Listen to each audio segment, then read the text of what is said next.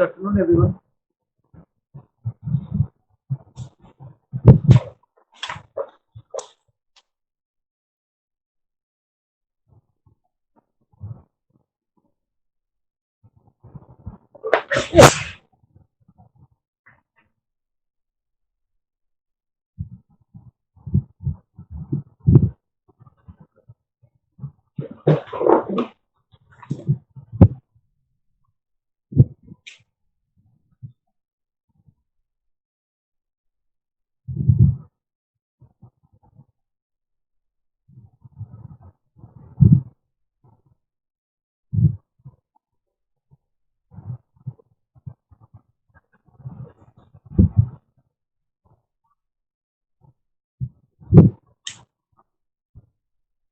Paper है आपका hospital practice और उसमें टॉपिक है आपका बैंडेज।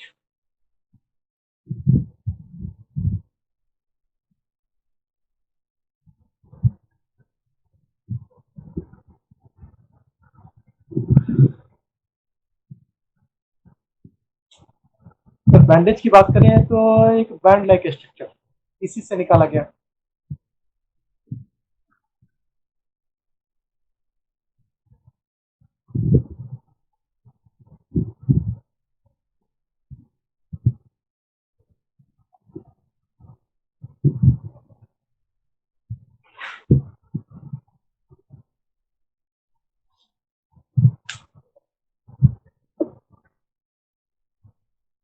मोस्टली ये band like structure and it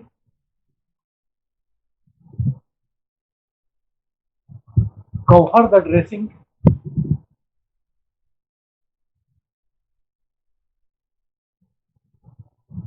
support the limb।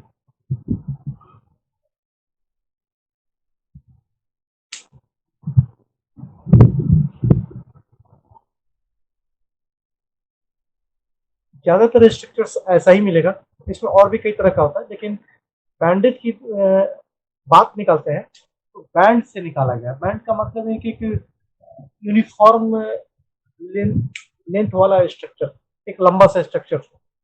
उस बैंड को अगर राउंडिंग या फिर कवर कर देते हैं, खासकर कहाँ, यहाँ ड्रेसिंग आप अप्लाई किए हैं पेशेंट को, या फिर सपोर्ट द लिम्स मैंने इंजर्ड लिम्स है, स्प्रेन पड़ा हुआ है एंकल में, रिस्ट में स्प्रेन पड़ा हुआ है, तो इन सब जगहों पर इसको कवर कर देते हैं, उस जगह को कवर कर देते हैं सपोर्ट देने के लिए। एक तो ड्रेसिंग को सपोर्ट दे रहे हैं और एक लिम्ब को सपोर्ट दे रहे हैं। तो ऐसे स्ट्रक्चर को हम लोग बैंडेज के नाम से जानते हैं। ये ऑलवेज अप्लाई के लिए दूसरे एक बॉडी सरफेस में ड्रेसिंग या फिर अदर बॉडी सरफेस को सपोर्ट देने के लिए अप्लाई करने वाला स्ट्रक्चर है। अब आता है कि बैंडेज का पर्पस क्या है। ठीक है, स्ट्रक्चर से इस काम के लिए है, लेकिन इसके अलावा भी ये क्यों लगाते हैं, लिम्ब में देने का क्या मतलब है। सपोज दैट कि ये लिम्ब है, एंकल की बात की तो एंकल ही बना देते हैं।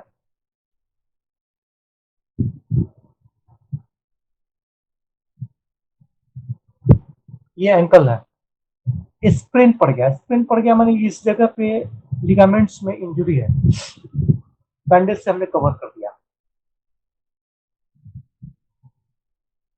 ठीक है, कवर कर दिया, बैंडेज हो गया, लेकिन क्यों। ठीक है, सपोर्ट दे दिए, लेकिन क्यों, इसके पीछे क्या रीजन था, देने का क्या मेरा मकसद था।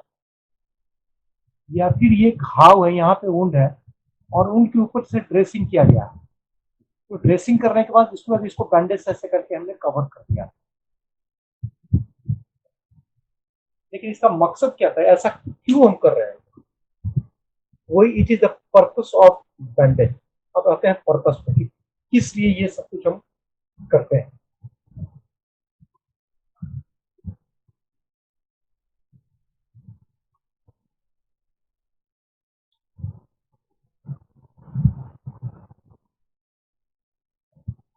Purpose of bandage,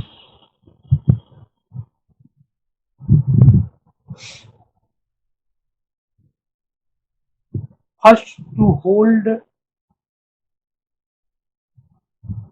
dressing at the site। पहला तो हमारा मकसद है। एट द साइड का मतलब है पोजीशन, जिस जगह पे ड्रेसिंग किया हुआ है वो ड्रेसिंग्स मटेरियल्स अपनी जगह से इधर से उधर न हो। तो पहला मकसद है जो हमारा बैंडेजिंग का यही है। सेकंड की बात करते हैं, provide support to injured limb. जो भी एंकल स्प्रेस पर हम एग्जाम्पल दिए थे। थर्ड, एब्जॉर्ब डिस्चार्ज फ्रॉम ऊन। क्योंकि ये ज्यादातर कॉटन का होता है या इलास्टिक कॉटन मिक्स होता है, तो अगर मान लेते कि बैंडेज, ये स्ट्रक्चर्स बैंडेज है तो कॉटन का ही है, चाहे गॉज का लाए या इलास्टिक रैप, कॉटन का ही होता है। इसको किसी कुंड के ऊपर ऐसे करके हम रैप कर दिए, लपेट दिए, तो यहाँ से अंदर से जो ऊजिंग हो रहा है, ऊजिंग ब्लड का भी हो सकता है, ऊजिंग सीरम का भी हो सकता है, या ऊजिंग पस का भी हो सकता है। तो जो अंदर से ऊजिंग है और उसी जगह पर ये गीला रहेगा, मॉइस्ट रहेगा ना, तो वुंड के हीलिंग में डिले होगा और ज्यादा समय लगेगा। तो ये बैंडेज क्या करता है ना, इसको एब्जॉर्ब कर लेता है, एब्जॉर्बेंट के रूप में वर्क करता है, इसको सोख लेता है और सोख करके अंदर के सरफेस को ड्राई एंड मॉइस्चर बनाए रखता है। फिर ये ज्यादा गीला हो जाता है, इसको चेंज कर देता है, हटा देते हैं। तो एब्जॉर्ब डिस्चार्ज, जिस जगह पे लगाए वहां से डिस्चार्ज को एब्जॉर्ब करने के लिए ये मदद करेगा। प्रिवेंट स्वेलिंग, प्रिवेंट स्वेलिंग का यहाँ पे सूजन है और इसको हमने यहाँ पे रैप कर दिया, रिस्ट स्पेन है, इसको हम ऐसे करके बांध दिया यहाँ पे। ठीक है, तो बांध दिया है ना, तो चूंकि कॉटन के साथ इलास्टिक मिक्स है तो ये कंप्रेस करके रखेगा। इस जगह से कंप्रेस करके रखेगा ना, तो लिविंग थिंग्स है ना, तो हीनल ड्रेनेज है, लिम्फेटिक ड्रेनेज है, इन सब चीज से ये यहाँ पर जो एकोमुलेट, जो टिश्यू फ्लूइड एकोमुलेट कर रहा है वो यहाँ से स्प्रेड कर जाएगा। क्योंकि दबाव बना हुआ है, प्रेशर बना हुआ है, तो वहां से हट जाएंगे, तो सूजन को ये कम करेगा। जो जहाँ पे सूजन है तो वहां पे बैंडेज को अप्लाई किया जा सकता है। उसको रेस्ट्रिक्ट मूवमेंट,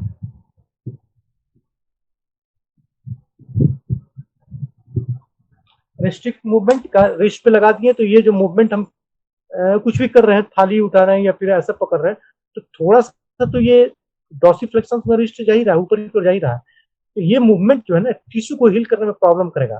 लेकिन जब एक बार बैंडेजिंग कर देते हैं टाइटली, तो इसमें रेस्ट्रिक्टेड मूवमेंट हो जाता है, और रेस्ट्रिक्टेड मूवमेंट हो जाता है तो एडिक्वेट रेस्ट उस ज्वाइंट में, उस इंजर्ड प्लेस को एडिक्वेट रेस्ट रेस्ट मिल जाता है, और जिसकी वजह से हीलिंग हमारा फास्ट हो जाता है।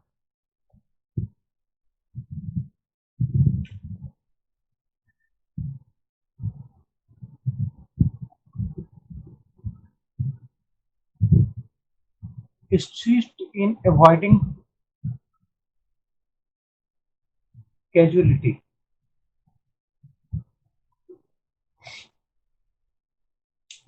ब्रेन हेमरेज है, अंदर तो नहीं कुछ कर सकते हैं, लेकिन आउटर ट्रोमेटा है, रोड ट्रैफिक एक्सीडेंट में ट्रॉमा बाहर में है, या फिर यहाँ पे बड़ा इंजरी हो गया, फट गया, लेसरेट इंजरी हो गया, तो 33% ब्लड लॉस कर जाएगा, तो डेथ हो जाएगी, कैजुअलिटी हो जाएगी। अगर वहां पर बैंडेजिंग करके किसी तरह से ब्लीडिंग को हम रोक लेते हैं, जब तक हॉस्पिटल जा रहे हैं या फिर जो फर्स्ट एड हमारा है, तो वो मैनेजमेंट कंप्लीट होने तक इसको हम रोक के रखते हैं, तो कैजुअलिटी, जो ब्लड के लॉस की वजह से जो मृत्यु होने की संभावना है, उसकी संभावना को ये कम करेगा।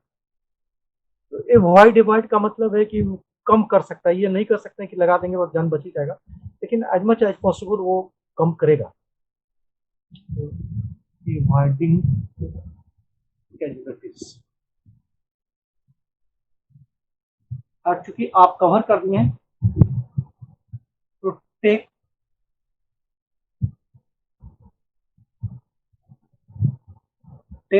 From micro organism. खुले जगह में जो माइक्रो ऑर्गेनिज्म वहां पर इन्फेक्शन करते हैं, उस इन्फेक्शन से ये प्रोटेक्ट कर सकता है। फॉर सम एक्सटेंट, कुछ हद तक।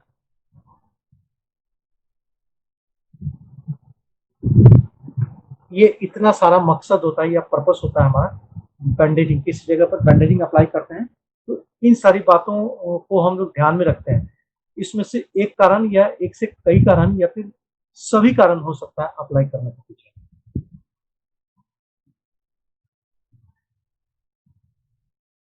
अब मटेरियल्स, बैंडेज किस किस मटेरियल का बना होता है इस पे बात करते हैं। यहाँ तक किन्हीं को कुछ पूछना है, पर्पस था कोई क्वेश्चन?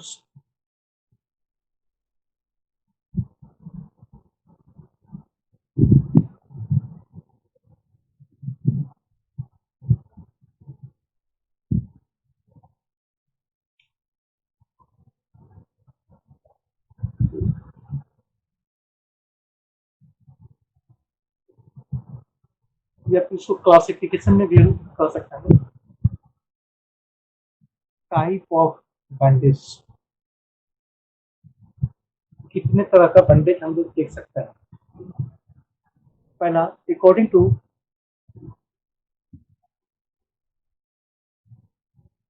मटेरियल यूज, क्या क्या चीज से बना हुआ है उसके आधार पर क्लासिफिकेशन इसका कर देते हैं। फर्स्ट, गाउज, मोस्ट कॉमनली ये यूज करते हैं हम लोग, गाउज बैंडेजिंग। खासकर वुंड के केस में जहां पे घाव है वहां पे गाउज बैंडेज भी किया जाता है, क्योंकि मोस्ट ये एब्जॉर्बेंट होता है और लाइट वेट होता है। इसके प्रॉपर्टी की बात करें, लाइट वेट, पूरस, पूरस का मतलब पूरा अंदर छेदे छेद होता है, इसलिए ऑक्सीजन का पूरी तरह से सप्लाई कर सकता है। नॉन एक्सपेंसिव, ज्यादा महंगा नहीं मिलता है, 10 से 20 रुपए में ये अवेलेबल है। मोल्ड इजली, आराम से इसको मोड़ा जा सकता है।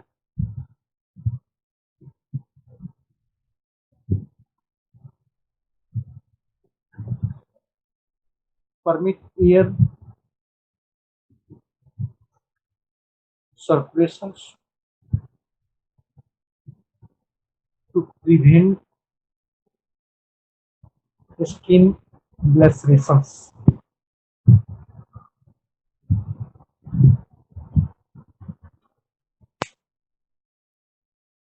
आप हैंडी प्लास्ट वगैरह तो सब लोग कभी ना कभी लगाए हुए होंगे।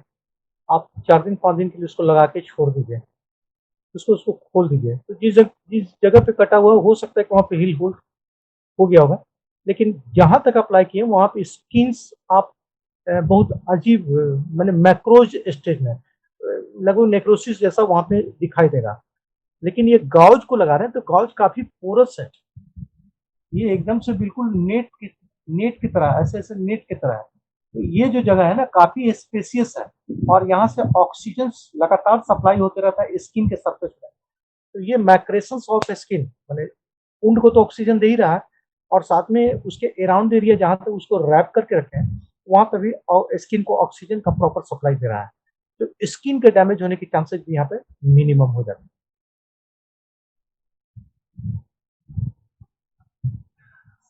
ये पहला हुआ अकॉर्डिंग टू मटेरियल में कॉस्ट। सेकंड पे आते हैं, मिटा रहे हैं,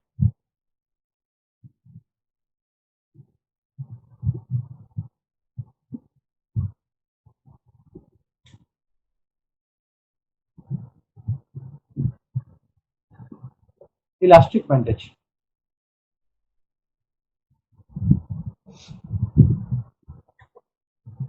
इसमें जो मटेरियल है, जैसा है तो बैंड तो ऐसा ही रहेगा, लेकिन ये जो मटेरियल बना हुआ है ना तो इसमें मटेरियल में कॉटन के साथ रबर मिक्स है, इलास्टिक फाइबर्स यहाँ पे रबर के साथ ऐसे करके मिक्स है और ये स्ट्रेचेबल है। स्ट्रेचेबल है का मतलब है कि इसको पकड़ के हम ऐसे करके अगर खींचते हैं तो ये स्ट्रेच होगा, या फिर बाइट में अगर ऐसे करके खींचते हैं तो थोड़ा सा स्ट्रेच होगा, लेकिन छोड़ते हैं तो फिर वापस ये लौट आएगा। तो that bandage is called elastic bandage, क्योंकि उसमें रबर मिक्स है, कॉटन के साथ उसमें रबर डाला गया है। मकसद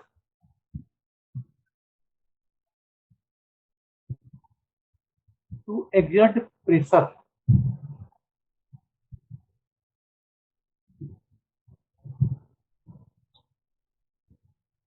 ओवर द पार्ट, जहां पे अप्लाई किया गया वहां पे वो दबाव बनाएगा और प्रेशर बनाएगा, तो स्वाभाविक है, अभी जस्ट बात की कि स्वेलिंग के लिए वहां पे दबाव बहुत जरूरी है, तो धीरे धीरे धीरे करके वहां से सूजन हटना शुरू करेगा।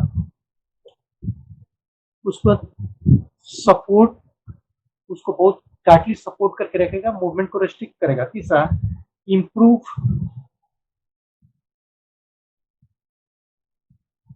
वेनस सर्कुलेशन,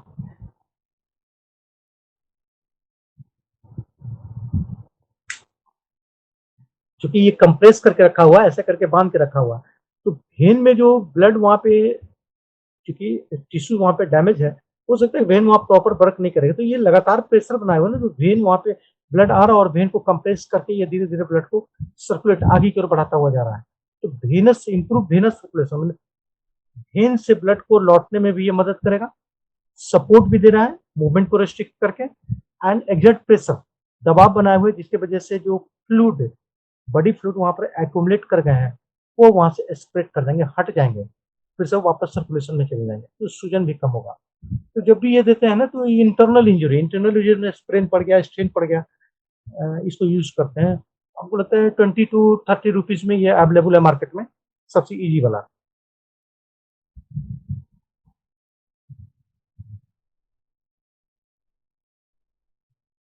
पीटर है,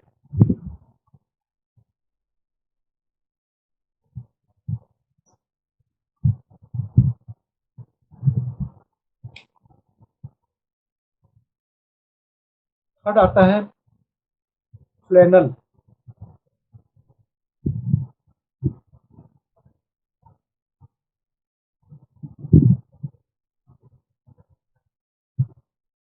बैंडेज, ये भी गॉज बैंडेज ही है, विथ मोर थिकनेस।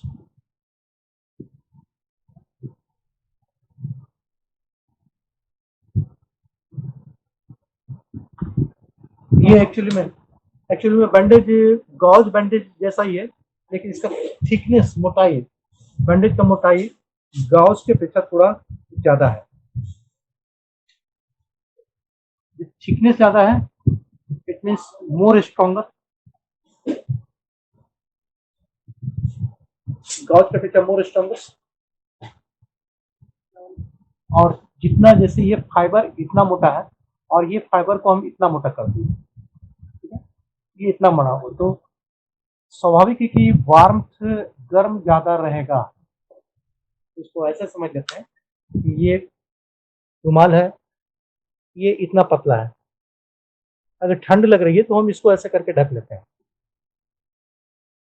ठीक है, लेकिन अब इसी रुमाल को हम डबल कर दिए या ट्रिपल कर दिए, 4 फोल्ड कर दिया, अब इसी को ठंड लग रही है यहाँ पे लगा लगा देते हैं, तो अंदर के वार्म को ये मेंटेन ज्यादा रखेगा, जबकि 1 फोल्ड वाला में, तो चूंकि गॉज के थिकनेस की अपेक्षा ये काफी मोटा थिकनेस है, तो स्ट्रेंथ भी दे रहा है, साथ में ये वार्म अंदर में गर्म दे रहा है, क्योंकि गर्म दे रहा है तो ये दो काम करेगा, तो वहां पे सर्कुलेशन, आप बता चुके हैं कि जब भी कहीं पर गर्म देते हैं ना, तो भेजो डायलेट, वहां पर भेसल जो है ना, वो ऐसे करके फैल जाएगा, तो मोर एंड मोर ब्लड वहां पे आएंगे और हीलिंग फास्ट हो जाएगा, तो हीलिंग को फास्ट करने के लिए इसका हेल्प किया जाता है।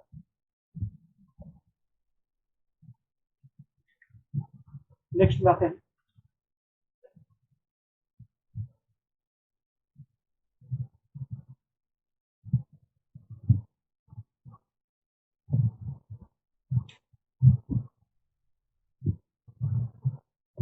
प्लास्टिक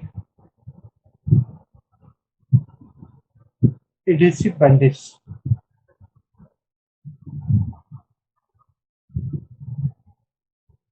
एडहेसिव माने चिपकने वाला, और प्लास्टिक है तो वाटर रेसिस्टेंस।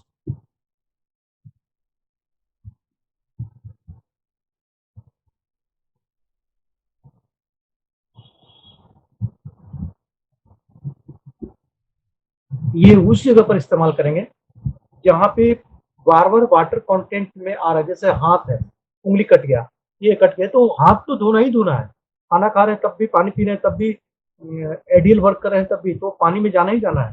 तो इस जगह पे अगर हम गॉज या फिर इलास्टिक देते हैं तो वो हमेशा वेटेड रहेगा, और वेट रहेगा मतलब अंदर में इन्फेक्शन होगा। तो बेस्ट है ना कि प्लास्टिक एडहेसिव बैंडेज इसका इस्तेमाल किया जाता है, because it is water proof और एडहेसिव है, तो जहां पे लगा दिए वो चिपक गया। ये हैंडी प्लास्ट बैंड ये सब क्या है, ये सब एडहेसिव है, और यहाँ पे एंटीसेप्टिक लगा हुआ है, जहाँ पे लगा दिया वहां पे ये चारों तरफ से चिपक गया। ये bandage is called plastic adhesive bandage.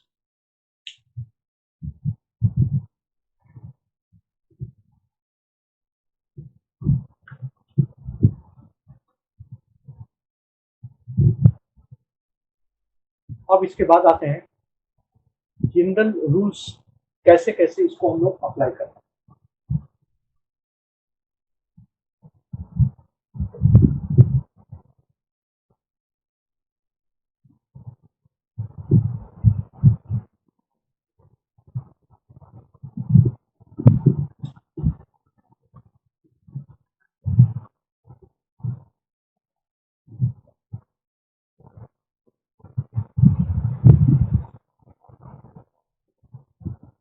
Rules of applying.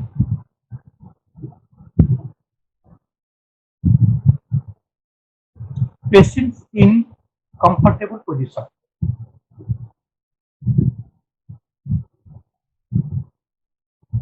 हमेशा एकदम कंफर्टेबल पोजीशन में रहेंगे। Limbs in normal condition, limbs को स्ट्रेस में नहीं रखें, रिस्ट को करना है, क्योंकि यही सामने हम रख सकते हैं, ये थंब को करना है, इसको हम खींच के रखेंगे थंब को, तो स्ट्रेच कंडीशंस में ये कंफर्टेबल पोजीशन नहीं हुआ हाथ का। हम आराम से बैठेंगे, पेशेंट को आराम से बैठाएंगे और उसको रिलैक्स पोजीशन में, इस ढंग से जिस जिस जगह पे, जिस ज्वाइंट पे दे रहे हैं उसको एकदम से रिलैक्स छोड़ देंगे, और रिलैक्स होने के बाद तब वहां पे अप्लाई करेंगे। उसको स्ट्रेच करके, उसको खींच के नहीं करेंगे। हाँ, खींचते हैं फ्रैक्चर के केसेज में, या कोई और कारण है, ट्रैक्शन देना है, तो अलग बात है, लेकिन नॉर्मल जब बैंडेजिंग अप्लाई कर रहे हैं तो स्ट्रेच पोजीशन नहीं रहती है। Limbs in normal conditions and body in normal posture, एकदम पेशेंट के लिए कंफर्टेबल। उसको padding, over prominent portions and skin, इसका मतलब हुआ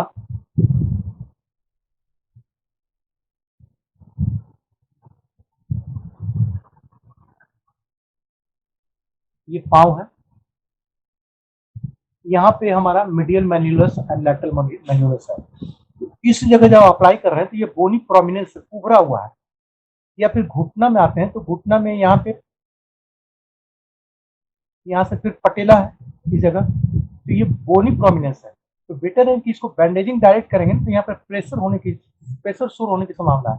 तो वेल पैडेड यहाँ पे कुछ चीज से पैडिंग कर रहे हैं, खासकर कॉटन से, यहाँ पे कॉटन अप्लाई कर देते हैं ताकि बोनी प्रोमिनेंस पर ज्यादा प्रेशर ना पड़े, और तब उसके बाद बैंडेजिंग वहां पे करते हैं। इसको भी ध्यान रखना कि कोई बोनी प्रोमिनेंस है या स्किन पर सीधे टाइटली अप्लाई नहीं करती, उसको कॉटन अप्लाई करना, ट्रैक्शन देना, स्किन ट्रैक्शन देना, तो वहां पे ये ढंग का ये पहले से आपको व्यवस्था करना पड़ेगा।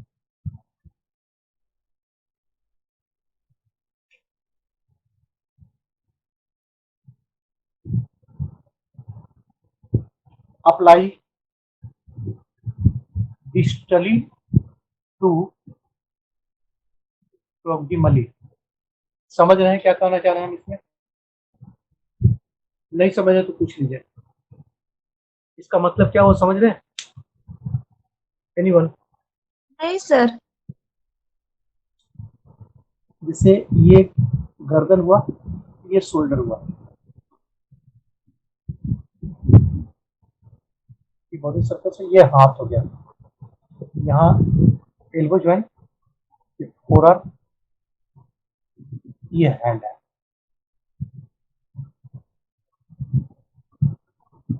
ये एल्बो में आपको बैंडेज अप्लाई करना है, सिंपली बात कर रहे हैं। एल्बो में अप्लाई करना है, तो एल्बो ये हाथ जिसको हम बोलते हैं अपर एक्सट्रीमिटी। अपर एक्सट्रीमिटी में हमारा आर्म हो गया, फोर आर्म हो गया एंड हैंड हो गया, 3 यूनिट का बना हुआ है।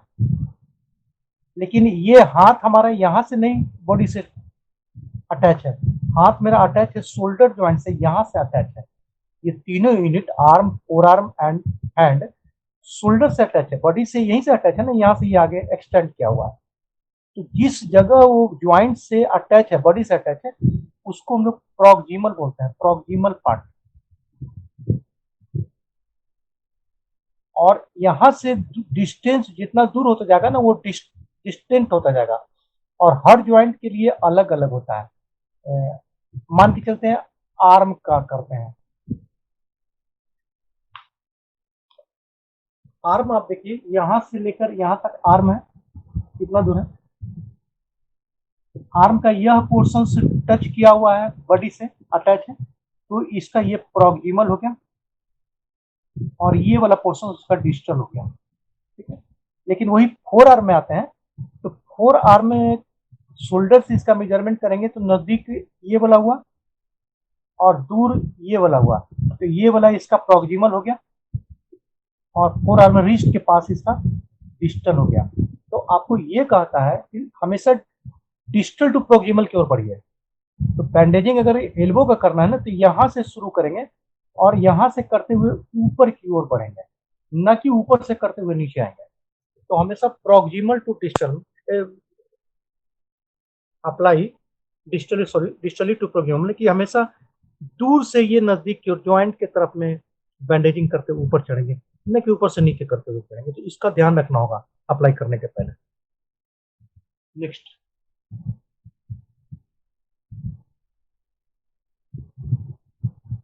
हेलो। हेलो। ऐसा क्यों सर? ऐसा इसलिए ना कि रिटर्निंग ऑफ ब्लड इस तरफ से आएगा ना, जैसे ये हाथ हो गया, तो आर्टरी तो भेज देगा ब्लड, वो तो हार्ट बीटिंग के साथ भेज देगा। लेकिन जब वेनस रिटर्न की बात करते हैं, तो वेनस रिटर्न से मस्कुलर कॉन्ट्रेक्शन पर डिपेंड करता है, उसके लिए कोई हार्ट तो नीचे नहीं है। तो जैसे ही आप ऊपर से नीचे की ओर अप्लाई करेंगे, तो ये कंप्रेस होगा ऊपर, और नीचे ये एक्सटेंडेड हो जाएगा, जिसके वजह से वेनस रिटर्न मुश्किल हो जाएगा, और यहाँ पे सूजन ऐसे करके सूजन होना हुआ शुरू हो जाएगा, और हमें सूजन कम करना है, इसीलिए हमेशा नीचे में प्रेशर देके ऊपर की ओर करते हैं। मकसद ये है कि वेनस रिटर्न और तो लिम्फेटिक ऊपर रिटर्न। में कम प्रेशर होता है सर? कहाँ पे?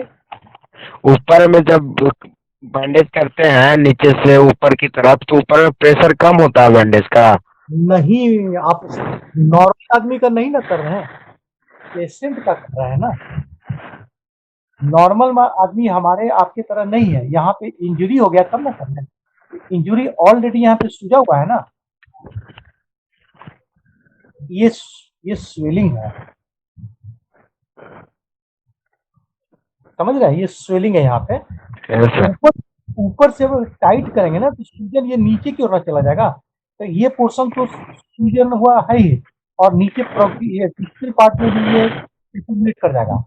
लेकिन आप उल्टा इस चीज से शुरू करते हैं, जैसे प्रेशर बढ़ता जाएगा ना, तो यहाँ से वेनस ड्रेनेज और एक ऊपर की ओर मतलब हार्ट की दिशा में ये जाना शुरू कर देगा। ओके सर, समझ गया। हमेशा पेशेंट ध्यान में रखना है, अपने पर नहीं ध्यान रखना है। आगे बढ़ता है।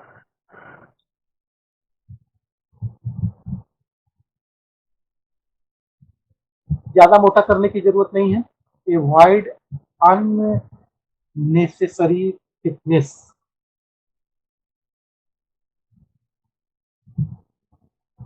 जितना जरूरत है बस उतना ही मोटा करना है। ये आप देख लीजिए, आपके एक्सपीरियंस पर निर्भर करेगा कितना सूजन है, कितना इंजुरी है, और हमको यहाँ पे कितना मोटा लगाना है।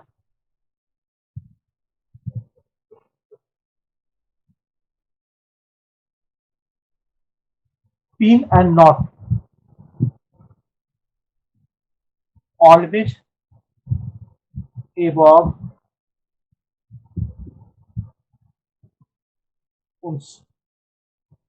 कोशिश करना है उसको बैंडेज को स्टेबल करने के लिए पिन करेंगे, स्टेपल पिन आप लगा रहता है वो लगाएंगे, या फिर नॉट गांठ बांधेंगे। दोनों ऊंड के ऊपर करना है, ऊंड के नीचे नहीं करना है, कोशिश करना है ऊंड के ऊपर इसको करें।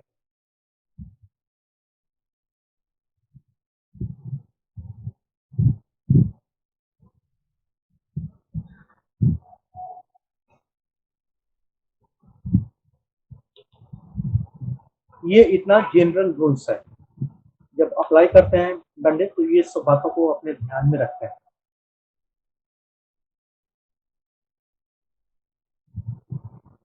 अब कुछ कॉमन बैंडेजिंग का जो कंडीशंस है वो आपके सामने हम बताने जा रहे हैं।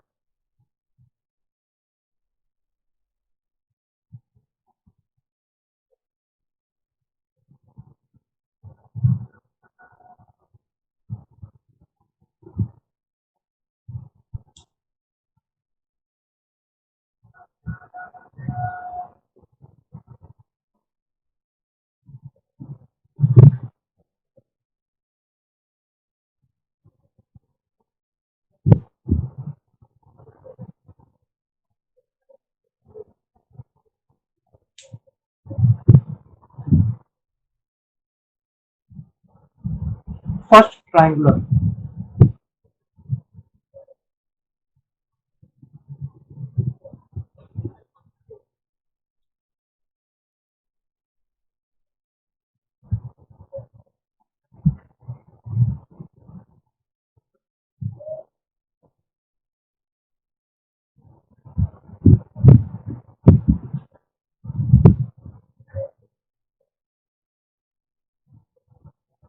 ट्रायंगुलर बैंडेज जैसे ये बैंडेज हो गया है ना, बैंडेज को एक तरफ हम दोनों तरफ ऐसे करके इसको कॉन्स्ट्रिक्ट कर दिए, सिकोड़ दिए, बीच में फैला हुआ है, इसको ऐसे नहीं समझ पाएंगे आप लोग।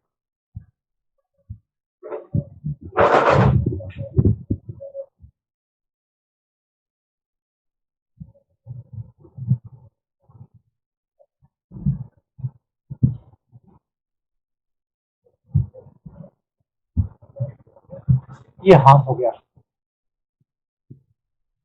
सपोज दैट कि यहाँ से ये स्प्रेन पड़ा हुआ है शोल्डर को, और हमेशा नीचे रखेंगे ना तो और ज्यादा ये खिंचाव पड़ेगा, तो डॉक्टर कई बार बोलते हैं सीलिंग में लगा दीजिए, आपको सीलिंग लगा दीजिए। तो सीलिंग में लगाने के लिए हम लोग क्या करते हैं, यहाँ से बैंडेजिंग को ऐसे ऐसे करके गिरा देते हैं,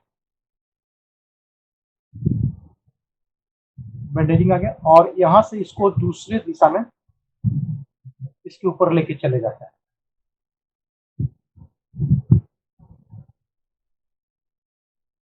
ये करते हैं ना, ये चौड़ा हो गया, यहाँ पे पतला हो गया। ट्रायंगुलर, ट्रायंगुलर का मतलब यहाँ पे देख रहे हैं ऐसे करके ये कोन बनाता हुआ ऊपर की ओर जा रहा है। तो ये जो पैटर्न हमारा बैंडेजिंग का, it is called triangular bandaging. ये ज्यादातर सीलिंग के केस, सीलिंग खासकर आर्म को, हाथ को सपोर्ट देना है, तो इस बैंडेजिंग का हम लोग इस टेक्निक का इस यूज करते हैं। Hello sir. हाँ बोलिए। सर एंकल में जो स्वेलिंग होगा हाँ तो उसमें भी नीचे की तरफ से ऊपर की ओर बैंडेज का बांधना होगा। एकदम एकदम एकदम, अगर सूजन है तो नीचे से, मतलब कि फोरफुट की तरफ से बैंडेजिंग शुरू करेंगे, न कि यस सर। क्या कहते हैं टिबिया की तरफ से। फोरफुट से मैंने उंगली के थोड़ा पीछे से बैंडेजिंग करते ऊपर क्यों चढ़ेंगे। बिल्कुल। Okay sir. ये हो गया यूज एज इस सीलिंग। अगर इसकी साइज की बात करें तो एडल्ट में 36 इंच टू 40 इंच, 30 से 40 इंच स्क्वायर का कॉमनली हम लोग यूज कर देते हैं। ये तो बहुत कॉमन है, रास्ता भी रास्ता, कहीं भी जाएंगे हॉस्पिटल में पूछते हैं कई लोग, जितना भी ऑर्थोपेडिक डिपार्टमेंट में जाएंगे तो 30% पेशेंट आपको ऐसा अपर इंजुरी का, मतलब शोल्डर से लेकर कहीं पर भी है तो रीजन से आपको नजर आ जाए। ऑर्थोपेडिक्स में 30% केसेज इसके रहते हैं। सेकंड पे आते हैं,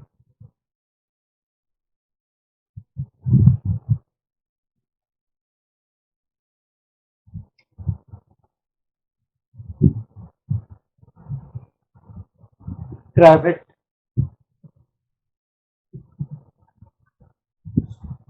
क्रावेट बैंडेज पर बात करते हैं।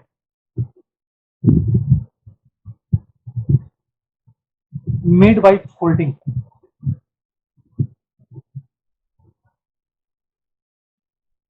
ये ट्राइएंगुलर बैंडेज,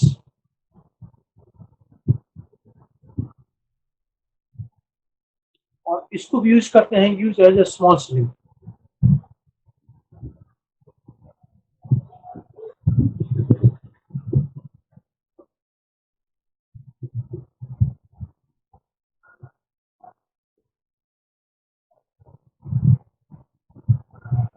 ये ट्रायंगुलर बैंडेज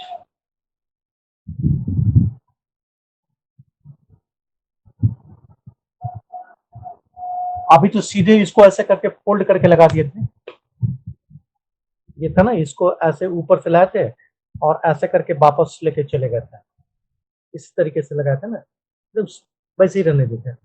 अब क्या कर देते ना, इसको फोल्ड कर देते, एक दूसरे के ऊपर ऐसे ऐसे ऐसे करके फोल्ड कर देते हैं, और फोल्ड करने के बाद अब सीलिंग के लिए इसको इस्तेमाल करते हैं। ये रिंग लाके स्ट्रक्चर फॉर्म कर देते हैं, और यहाँ पे ऐसे करके इसको हम रिस्ट के पास लगा दिया, रिस्ट पे लगा के उसको गर्दन से लगा दिया, तो it is called cravat bandage.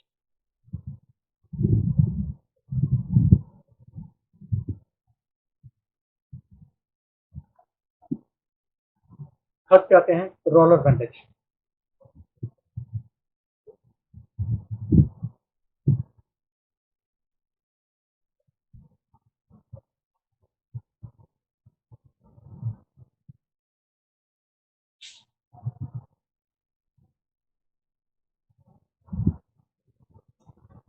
ये खासकर स्काल,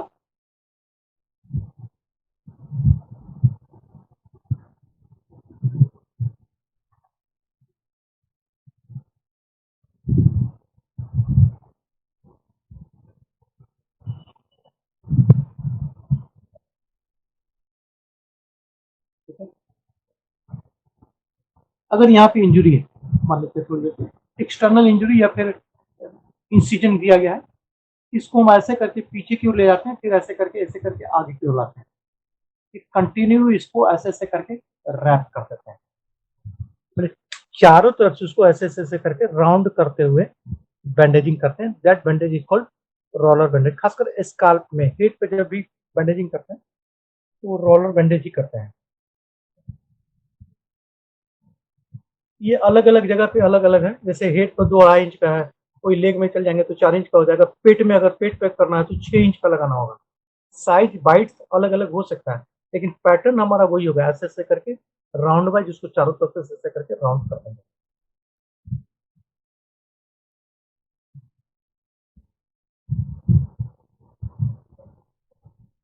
ये इतना हमारा टेक्निक हो गया अप्लाई करने का। अब इसके अलावा कुछ असिस्टेड टेक्निक और इन्हीं को मॉडिफाई, ये सब टेक्निक को मॉडिफाइड कर लेते हैं, और मॉडिफाइड करके अलग अलग टेक्निक्स में हम लोग यूज करते हैं। अब उसको एक एक करके बात करते हैं हम लोग।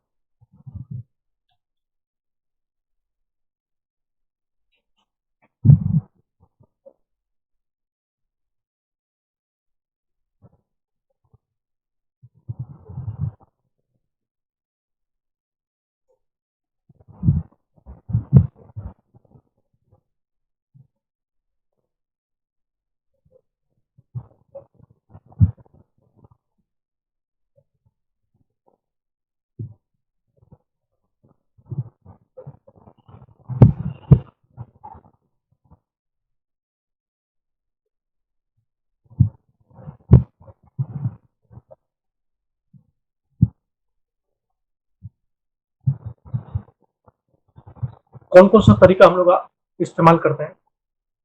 First, circular turn.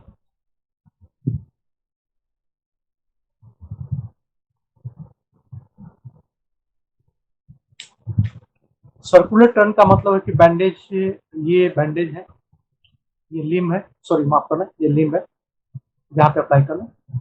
Bandage, bandage इधर से लेकर इस तरफ, इस तरफ से लेकर इस तरफ, इस तरफ से लेकर इस तरफ, बिल्कुल सर्कुलर मैनर में, कंप्लीटली ओवरलैपिंग, ये चारों तरफ से ऐसे ऐसे ऐसे ऐसे करके उसको कंप्लीटली सरफेस जितना दूर देना है इतना ही दूर देना है, तो इतना दूर एरिया को पूरी तरह से ऐसे ऐसे ऐसे करके हमने सर्कुलरली रैप कर दिया। इट इज कॉल्ड सर्कुलर, ये सबसे कॉमन है। और कॉमन खासकर ये इस्तेमाल किया जाता है ड्रेसिंग ड्रेसिंग के साइड पे। अंदर में यहाँ पे ऊंड है, ड्रेसिंग मटेरियल लगा दिया गया, उसके ऊपर ऐसा करके सर्कुलर बैंडेज ऐसे ऐसे करके लपेट दिया। जब खोलना होगा तो जैसे लगाए थे वैसे ही उसको राउंड करके खोलते हुए निकाल लेते हैं। तो ड्रेसिंग मटेरियल के पास जब भी यूज करते हैं तो ज्यादातर सर्कुलर मेथड ही इस्तेमाल किया जाता है। Second, spiral turn.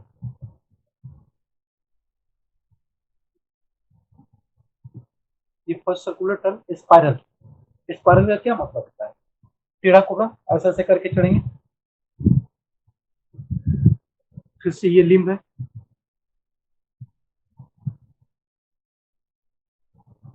अब यहां से जो बैंडेज करेंगे ये स्पाइरल मैनर में चलेंगे, असेंडिंग मैंने ऊपर की ओर ऐसे ऐसे करके बैंडेज ऊपर की ओर चलेंगे। तो हमेशा यहाँ जो लाइनिंग देखेंगे ना बैंडेजिंग का, ये ऐसे करके ऊपर की ओर चढ़ता हो जाएगा, ये ऐसे करके ये असेंडिंग। और डिसेंडिंग करना होगा तो फिर ये उल्टा चलेगा। लेकिन चूंकि हम लोग डिजिटल से प्रोक्सिमल की ओर बढ़ते हैं तो ज्यादातर इसमें असेंडिंग का ही इस्तेमाल करते हैं, नीचे से ऊपर की ओर चढ़ाते हुए चले जाता है। और सिलिंड्रिकल पार्ट में लेग हो गया, थाई हो गया, आर्म हो गया, जो सिलिंड्रिकल है ये सब में ज्यादातर हम लोग स्पाइरल बैंडेजिंग ही करते हैं।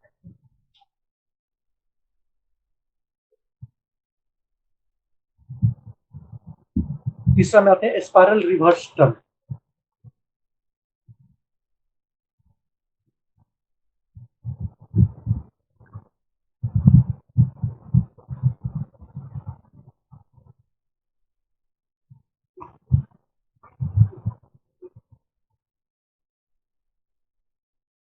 ये ऐसे करके चढ़ाएं, ठीक है, और फिर यहाँ से फिर ऐसे ऐसे करके ये रिवर्सली ऐसे करके उतार दिए, फिर ऐसे करके चढ़ाएं और ऐसे करके उतार दिए। मतलब रिवर्स में जैसे चढ़ा रहे हैं ठीक उसी तरह से उसको रिवर्स हाफ में लौटा कर ले आएंगे। It is called spirals reverse. और कोन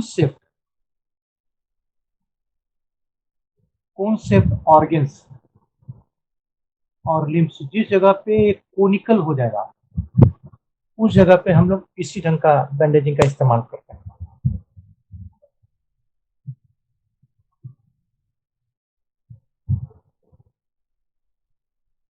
नेक्स्ट आता है फिगर ऑफ एट। ये बहुत इंपॉर्टेंट है।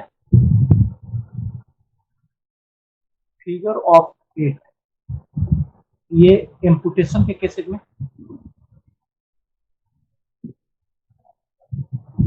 क्या बोलते हैं, क्लेविकल फ्रैक्चर, क्लेविकल फ्रैक्चर के केसेस में, या फिर शोल्डर डिसलोकेशन के केसेस में।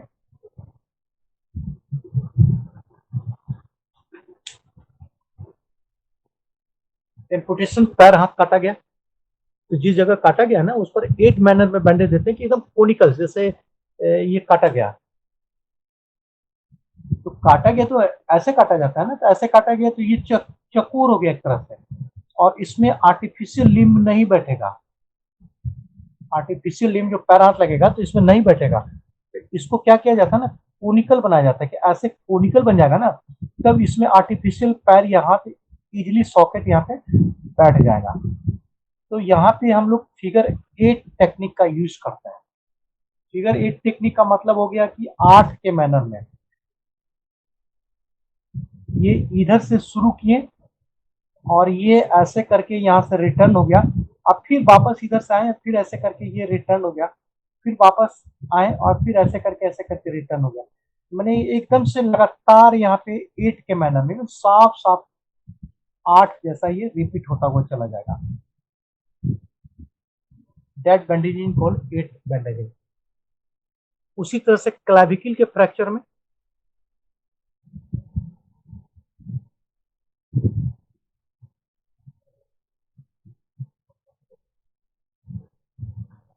क्लाविकल यही ना है, यहाँ पे क्लाविकल है, अगर यहाँ पे टूट गया, ये फ्रैक्चर हो गया, तो इधर से ऐसे करके बैंडेजिंग शुरू करते हैं, यहाँ से लेके आते हैं, यहाँ से फिर ऊपर आते हैं, यहाँ से फिर ऐसे करके मुड़ जाते हैं, कांख के नीचे से ऐसे फिर गए, अब फिर अपोजिट साइड से लेके आए, फिर ऐसे करके आ गए। It is called eight manner. हमेशा 8 बनाता हुआ ये बैंडेजिंग करेंगे। और ये बहुत इंपॉर्टेंट है सर्जिकल पॉइंट ऑफ व्यू से। ऑर्थोपेडिक्स, ऑर्थोपेडिक डिपार्टमेंट में इसका बड़ा अहम रोल है। पूछा भी जाता है what you mean by figure 8 bandaging and uses of figure 8।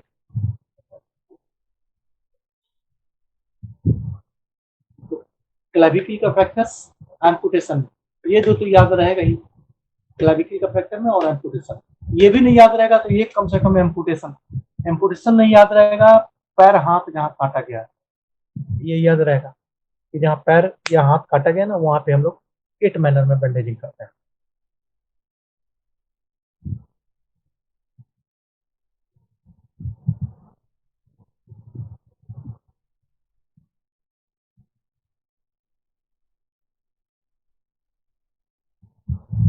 उसके बाद आता है स्पाइका, जो भी पांचवा छठा पांचवा होना चाहिए। स्पाइका, स्पाइका तो खैर हीप स्पाइका बड़ी कॉमन है।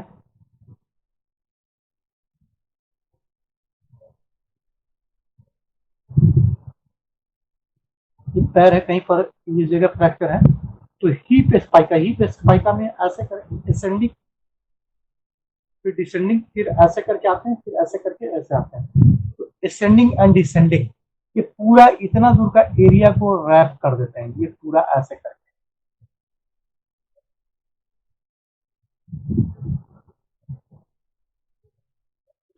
और हर टर्म एक दूसरे के ऊपर ओवरलैप, असेंडिंग एंड डिसेंडिंग एक दूसरे को ओवरलैप करता हुआ चलेगा।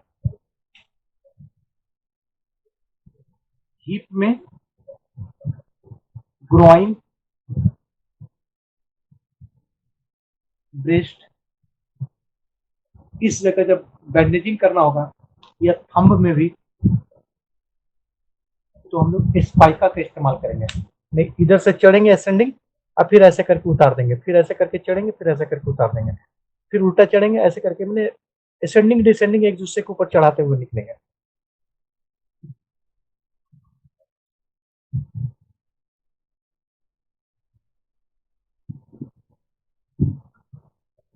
लास्ट में आता है रिकरेंट बेंड टर्न।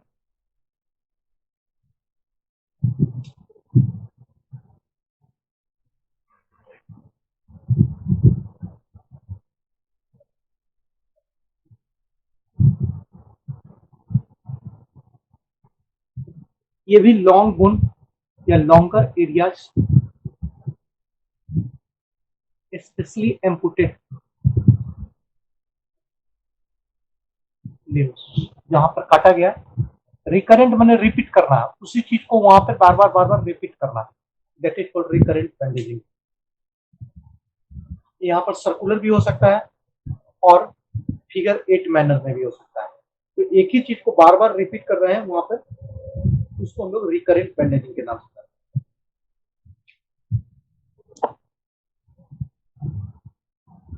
ये इतना हम लोग का पैटर्न है बैंडेजिंग का। अब बात आती है कि वाइड किस जगह पे अप्लाई कर रहे हैं, और उसका वाइड कितना चौड़ाई बैंडेज का होना चाहिए, वो बहुत एक्यूरेटली हम लोग को जानकारी होनी चाहिए, उसमें मिस्टेक नहीं होना चाहिए।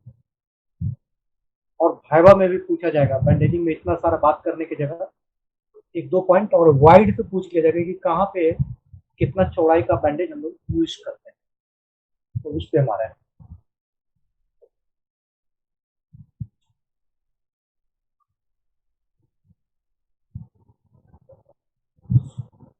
वाइड ऑफ बैंडेज,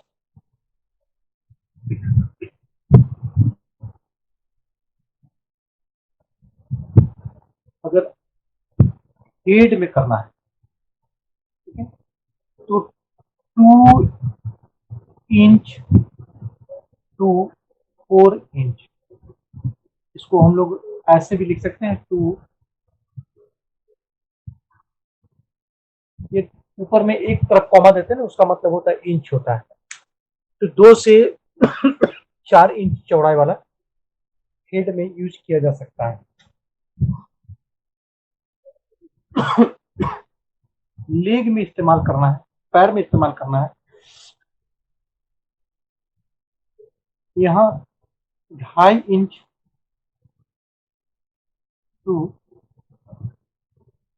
3 इंच, मैंने 2.5 टू 3 इंच। तीसरा, अगर आर्म में इस्तेमाल करना है तब 2 इंच टू 2.5 इंच, इसका मतलब है 2 इंच टू 2.5 इंच। अगर ट्रंक में इस्तेमाल करना है, ट्रंक में 4 inch to 6 inch, 4 to 6 inch. उसके बाद लास्ट आता है toe and finger.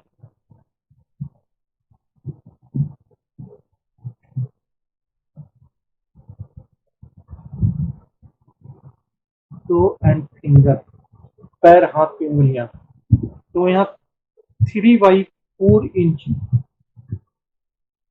To 1 inch, मतलब 3/4 इंच टू 1 इंच। ये एकदम से जुबान पे होना चाहिए, मिस्टेक नहीं।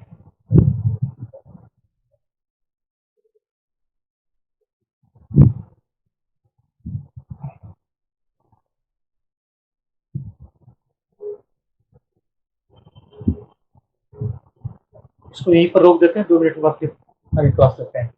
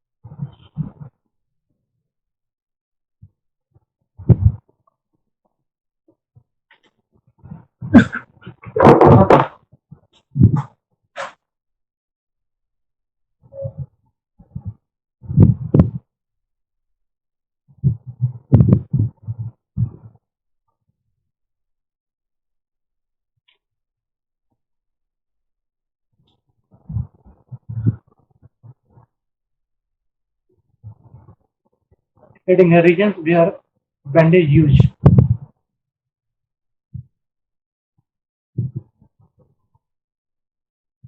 इसका मतलब है शरीर का वो पार्ट जहां बैंडेज अप्लाई कर रहे हैं, उसमें कैसे कैसे कहां कहां करना है, ये भी एक तरह डाटा है। पहला finger 1 inch,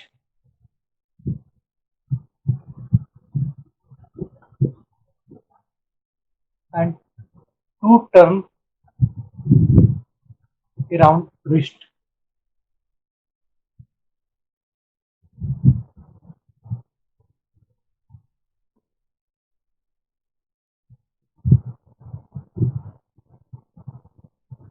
Start from tips of finger. इसका मतलब वो ये उंगली में करना है। तो यहाँ से बैंडेजिंग एक तो बड़ा एक सुर ऊपर छोड़ देंगे, बैंडेजिंग यहाँ से शुरू करेंगे टिप से, और इसको बैंडेज करते हुए चूंकि छोड़ देंगे तो ये नीचे कॉनिकल है ना, तो फिर थोड़ी सूजन घटेगा, बस ये निकल जाएगा। तो ये बैंडेजिंग करते हुए रिस्ट एक एक टर्न और 2 टर्न रिस्ट के साथ फिर से इसको सपोर्ट करते हुए बैंडेजिंग करेंगे। टिप से शुरू करते हुए ऊपर आएंगे और ऊपर आने के बाद मूव कर जाएंगे और रिस्ट के तरफ ऐसे करके दो दो राउंड घुमा देंगे और फिर यहाँ पर वापस चले आएंगे। तो फिंगर में हमारा पैटर्न बैंडेजिंग का ये होगा। लेकिन थंब में आ जाएंगे, अंगूठा में एक फिगर बैंडेजिंग, एक फिगर बैंडेज अभी जस्ट हम बात किए। यहाँ से चलते हुए आएंगे, ऐसे जाएंगे, फिर ऐसे करके वापस आएंगे और घूम कर लौट आएंगे। तो 8 बनाते हुए बैंडेजिंग करेंगे रिस्ट को सपोर्ट देते हुए।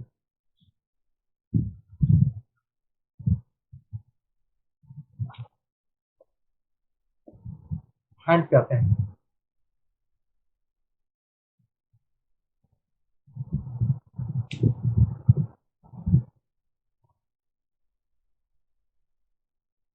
पूरे हाथ में अगर बैंड करना है तो फिर 2 इंच का यहाँ पे एटलीस्ट 2 इंच का बैंडेज यहाँ पे लेना जरूरी है। 2 इंच का बैंडेज लेंगे एंड सपोर्ट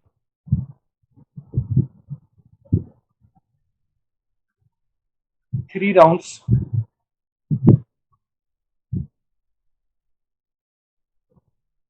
टू रिस्ट। हाथ में बैंडेज करते हुए चलेंगे और बैंडेज करते हुए रिस्ट के चारों तरफ ऐसे करके घूमेंगे, अब फिर वापस हाथ में आ जाएंगे, फिर बैंडेजिंग करते हुए ऊपर की ओर चढ़ेंगे, फिर रिस्ट में ऐसे करके सपोर्ट लेंगे। तो कम से कम 3 राउंड रिस्ट का सपोर्ट बारी बारी से हम लोग वहां पे करेंगे।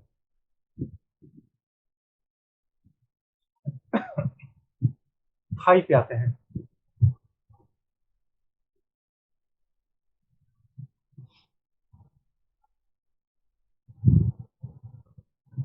या फिर पूरा में, पहले पूरा की बात करते हैं। 4 आर्म में स्पाइरल मैनर,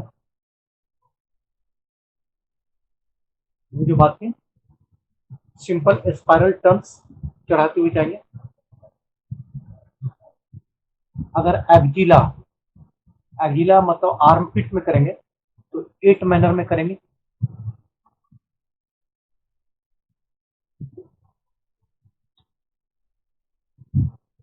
अगर क्लाविकल में करेंगे, क्लाविकल फ्रैक्चर में, तो यहाँ पे भी 8 मैनर में। अगर शोल्डर में करना होगा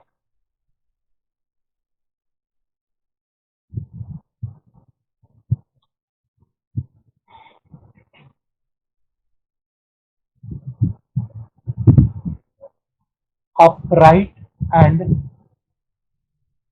back behind, मतलब कि सीधा ऊपर की ओर शोल्डर में पीछे की ओर चलते जाएंगे और बैक पूरा ऐसे करके सर्कुलर रीजन्स में फिर ऐसे करके घुमा देंगे। एक पूरा सर्कल ट्रंक जो थोड़ी के जो चारों तरफ से करके घुमाते हुए चलेंगे।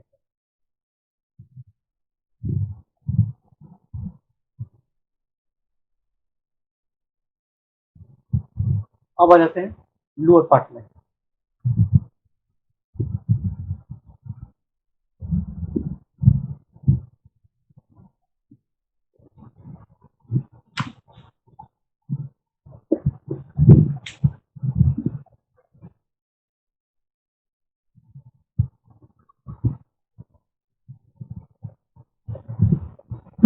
हिप में आते हैं स्पाइका फॉर्म में, थाई में आते हैं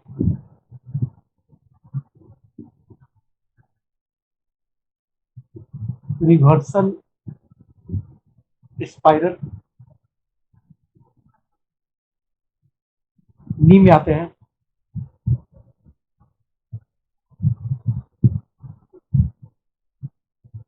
फिगर 8 बैंडेजिंग, लेग में आते हैं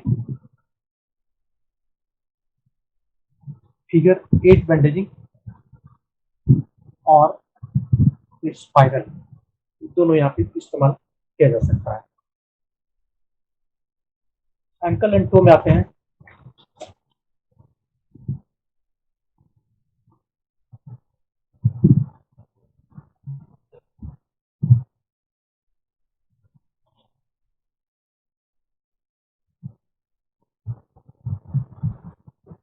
टर्न फिक्सेशन, चारों तरफ घुमाते हुए एंकल जॉइंट में नीचे 4 फुट से, जैसे ये 4 फुट है,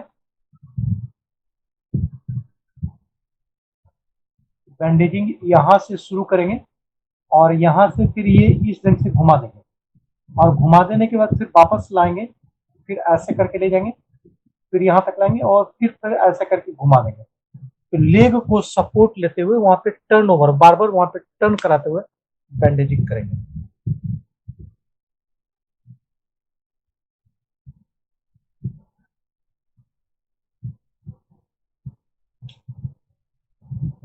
उसका इम्पुटेशन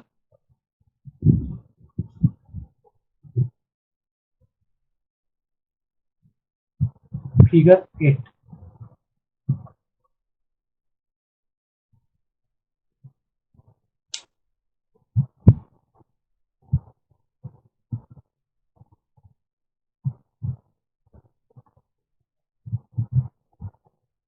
इतने ऑर्गेन्स या पार्ट में बैंडेजिंग का हमारा पैटर्न ये इस तरह का होगा।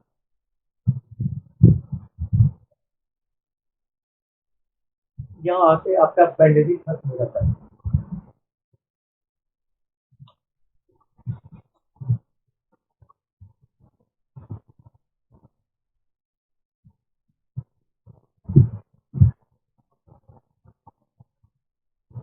एक मिनट वेट कीजिए, सिलेबस पे फिर नेक्स्ट टॉपिक पे आए।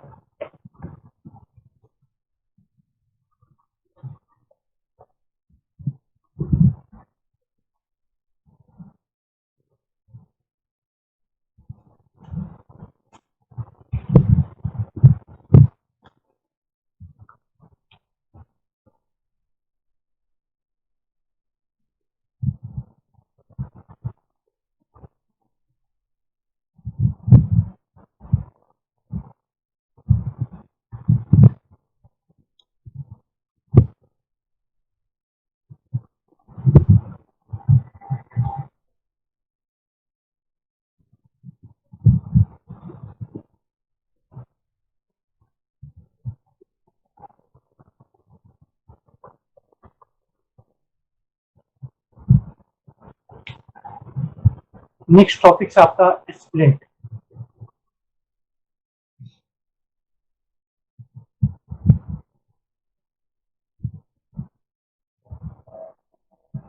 अब स्प्लिंट क्या है इसको समझ लेते हैं।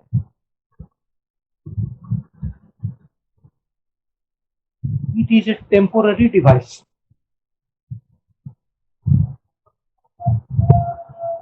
ये भी बैंडेज की तरह एक टेम्पोररी डिवाइस है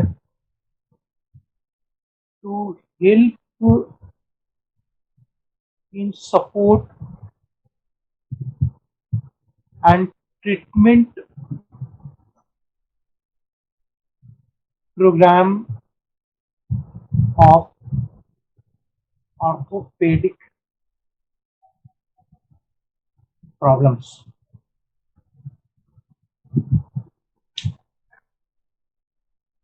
As like bandage, it is a temporary device. Temporary device माने कुछ दिन तक इस्तेमाल करने वाला इक्विपमेंट्स है जिसको सपोर्ट के रूप माने कि कोई पार्ट को एस्टेब्लिश करने के लिए दिया जाता है, या फिर प्रोटोकॉल है, ट्रीटमेंट प्रोटोकॉल है। प्रोग्राम के अंदर में रखते हैं किसका प्रोग्राम, तो ऑर्थोपेडिक्स प्रॉब्लम में फ्रैक्चर्स हो गया, या फिर क्या कहते हैं पैरालिटिक सिम्टम्स आ गया, पैरालिसिस हो गया, तो इन सब के ट्रीटमेंट प्रोग्राम में ये शामिल है।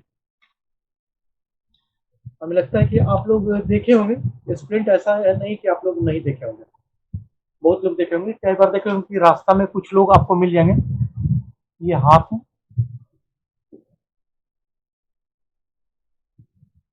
ये हैंड है, ये फिंगर है। आप देखेंगे कि कुछ सपोर्ट ऐसा करके ये पहने हुए है, वो ये सपोर्ट ऐसे करके, और वो बेल्ट से ऐसे ऐसे करके ये बंधा हुआ है।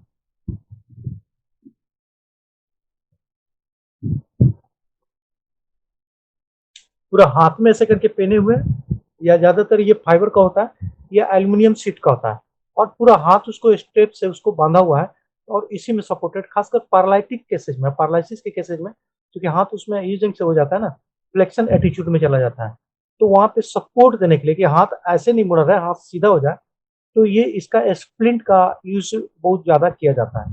तो न्यूरो के केसेज में एंड ऑर्थोपेडिक्स के केसेज में स्प्लिंट का बहुत ज्यादा इस्तेमाल है। अब ये कितने तरह का होता है स्प्लिंट, पहले वो जान लेते हैं।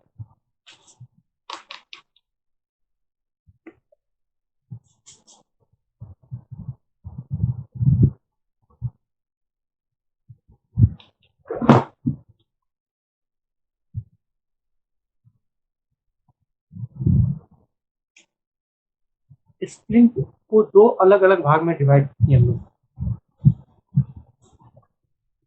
Static splint and dynamic splint. नाम से ही बहुत कुछ क्लियर हो जाएगा। एक स्टैटिक स्प्लिंट एंड दूसरा डायनामिक स्प्लिंट। स्टैटिक का मतलब होता है कि there is no movement in part of splint, या इसको सिंपल कर लेते हैं, हैविंग नो मूविंग पार्ट।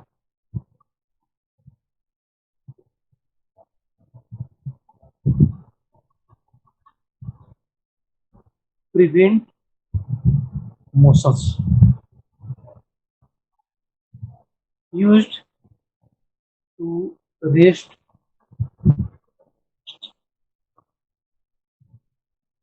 और rigidity। इसको समझ लेते हैं पहले। ये हाथ है किसी का पैरालाइज है, ये इस स्टेज में है, और पूरा स्पास्टिक हो गया, ऐसे करके पूरा का पूरा ऐसे घुमा हुआ है। अब इसमें जो स्प्लिंट यूज करेंगे, सपोर्ट यूज करेंगे, ये नीचे से सपोर्ट यूज करेंगे, और इसको सीधा हुआ है, इसको बेल्ट से बांध दिया। अब पूरा जो यहाँ से वहां तक स्प्लिंट है, इसमें कोई मूविंग पार्ट नहीं है, मूवमेंट नहीं हो सकता, ये जस का तस है। उसको ऐसे समझ लेते हैं ना कि कूट नीचे से हम लगा दिए, कूट निकाल के ऐसे करके सपोर्ट करके बांध दिए, तो कोई मूवेबल पार्ट है ही नहीं स्प्लिंट पे। तो ऐसे स्प्लिंट को हम लोग स्टैटिक स्प्लिंट के नाम से जानते हैं। हैविंग नो मूवमेंट, मैंने मूविंग पार्ट उसमें नहीं बना हुआ है, साथ में प्रिवेंट मोशन, जब इसको अप्लाई कर रहे हैं पेशेंट में तो ये रिस्ट या फिंगर ये छोड़ देंगे तो फिर ऐसे करके मुड़ जाएगा ना, तो प्रिवेंट मोशंस माने ये मूवमेंट मोशंस आने से या मूवमेंट आने से रोक के रखेगा, इसको स्टेबल करके रखेगा। एंड यूज फॉर रेस्ट, इसको आराम देना है तो उस स्थिति में यूज करेंगे। या रिजिडिटी, रिजिडिटी माने ये ऐसे रिजिड है तो हम स्प्लिंट लगा देंगे ऐसे रिजिड वाला कि नीचे से ऐसे करके सपोर्ट करके इसको हाथ को सीधा रखें, आप बेल्ट से सारा बांध देंगे। तो हमेशा इसको रिजिडिटी के लिए दिया जाता है, रेस्ट के लिए दिया जाता है, और मूवमेंट न हो इसके लिए दिया जाता है। यहां तक जिनको पूछना है पूछिए, नहीं समझ में आया तो पूछ सकते हैं, फिर हम डायनामिक में आ जाएंगे। सर फिर से रिपीट कर दीजिए। अलग अलग कर दो। स्प्रिंट में पहला हमारा अभी जो बात है स्टैटिक स्प्रिंट है, ये हम बना ही देते हैं, आप उस साइड नहीं देखे हो।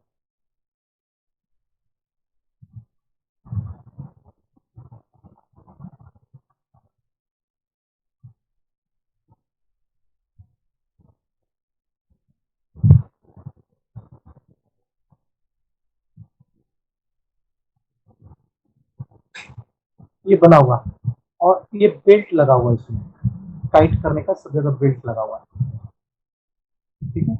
बेल्ट को हमने खोल दिया और पेशेंट को हाथ को इसमें ऐसे करके डाल दिए और ये इसका फिंगर आ गया यहाँ, इस सबको बेल्ट से ऐसे करके बांध दिया, बेल्ट से बांध दिए तो अब तो इसमें मूवमेंट नहीं होगा ना, जैसे ये मुड़ा हुआ था और ये स्प्लिंट दिया गया सीधा वाला, तो इसमें ऐसे जबरदस्ती ऐसे फंसा के और बेल्ट से सब ऐसे ऐसे करके बांध दिया, तो अब मूवमेंट पॉसिबल नहीं है। तो स्टैटिक स्प्लिंट यहाँ पर यूज किया गया, नो मूविंग पार्ट, इसमें कोई मूवमेंट वाला पार्ट ही नहीं है।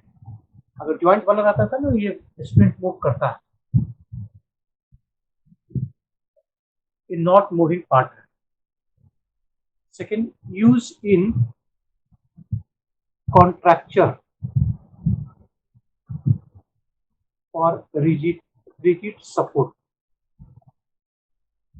कॉन्ट्रैक्चर का मतलब होता है ये रिस्ट है ऐसे करके ये कॉन्ट्रैक्ट कर गया, सिकुड़ गया, अब ये सीधा नहीं हो रहा, रिस्ट सीधा नहीं है, ये उंगली कॉन्ट्रैक्ट कर गया, ये उंगली सीधा ही नहीं हो रहा है, तब ये स्प्लिंट ऐसे करके जबरदस्ती ऐसे सीधा करके इसको बांध दिया गया।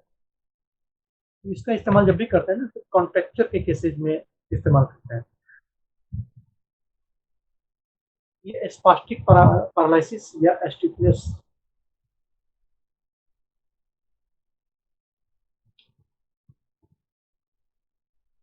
स्पास्टिक पैरालिसिस में इसका ज्यादातर इस्तेमाल करते हैं।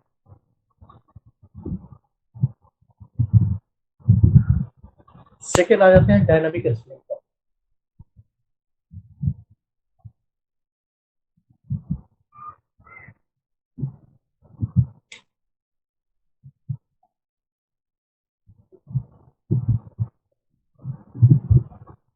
डायनेमिक स्प्लिंट का मतलब है movable part,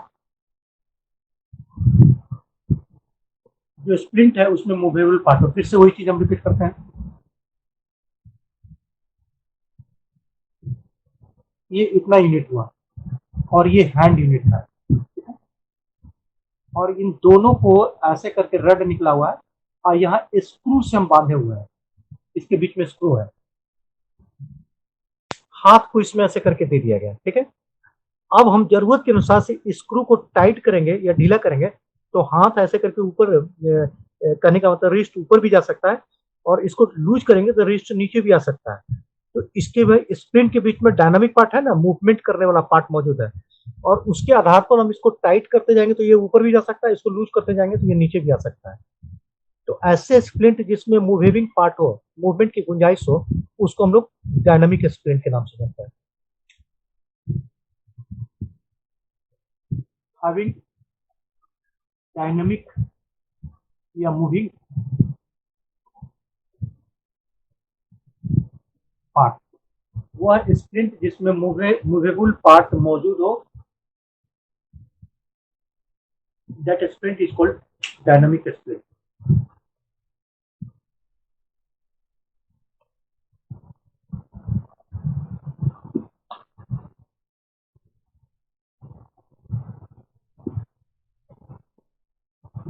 Uses in correction of movement and improve power of muscles।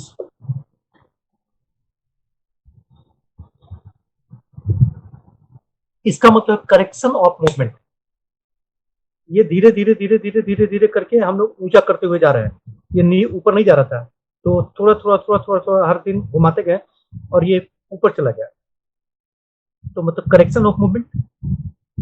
Second बोलता है इंप्रूव मसल पावर। अब इसमें कई बार होता है ना, आप जैसे ये फिंगर है तो फिंगर में ये रबर ऐसे करके फंसा होता है और स्प्लिंट ऐसे फिंगर की ताकत से नीचे खींचेंगे और रबर इसको उंगली को ऊपर खींच लेगा, फिर नीचे खींचेंगे फिर रबर ऊपर खींच लेगा, तो ये डायनामिक स्प्लिंट फिंगर में पावर नहीं है। इससे रिस्ट ड्रॉप हो गया, रेडियल नर्व का पाल्सी है तो उसमें रिस्ट ड्रॉप हो जाता है ना, ऐसा हो जाता है, फिंगर में पावर खत्म हो जाता है, ये ऊपर जाएगा ही नहीं। तो रबर से, ये रबर इसको ऐसे ऊपर के खींच के रखा और थोड़ा भी पेशेंट में ताकत है ना तो रबर को ऐसे करके नीचे खींचा, फिर ये ऊपर खींचा, फिर नीचे खींचा, तो इस हिसाब से मसल पावर धीरे धीरे करके इंप्रूव होता जाता है। ये स्प्लिंट आप भी देख लीजिए, ऐसा होता है, शायद आपकी नजर में ना आया हो कभी।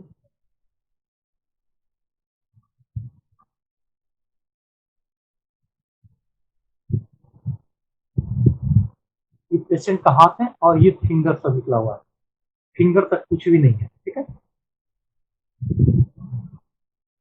ये स्प्लिंट पहना दिए इसको, यहां से ऐसे करके ये रड निकल आता है ये ऊपर, और रड में यहां से 5 ऐसे करके रबर निकल आता है, और रबर में ये रिंग, अंगूठी की तरह ये रिंग, इस रिंग को हर उंगली में ऐसे करके हमको फंसा देना। ये रिंग जो है ना 5 उंगली में से करके फंसा देंगे, और ये रबर तो ऊपर है तो ये ऐसे करके खींच के रखेगा उंगली को, तो उंगली ऐसे नहीं जाएगा, एक तो सपोर्ट दे दिया। दूसरी बात की हमको कहेंगे कि पेशेंट को पावर बढ़ाना है, उंगली में ताकत नहीं है, कहीं कोई ग्रिप नहीं बना पा रहा है, तो उसको कहेंगे अपना ताकत से धीरे धीरे करके नीचे खींचिए, तो थोड़ा ताकत लगाएगा तो नीचे आएगा, लेकिन जैसे ही छोड़ेगा तो रबर फिर ऊपर खींच लेगा, तो इस ढंग से धीरे धीरे धीरे करके मसल पावर इंप्रूव होने लगता है।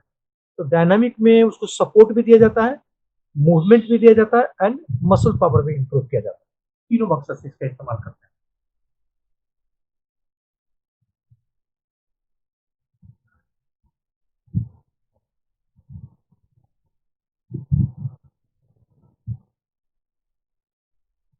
अब स्प्लिंट का कॉमन वर्क, कॉमनली क्या, ये तो स्टैटिक एंड डायनामिक, अब इसका कॉमन कुछ काम तो होगा ना, बनाने का कुछ मकसद होगा, उस पर बात कर लेते हैं।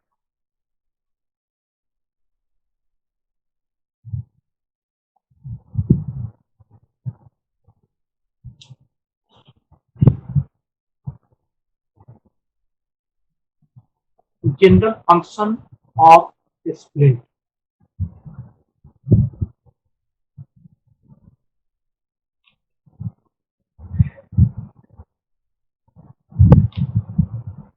First, prevent undesirable movement। हमें जरूरत जिस मूवमेंट का नहीं है उसको नहीं करना है, तो उससे बचने के लिए स्प्लिंट का इस्तेमाल किया जा सकता है। Second, provide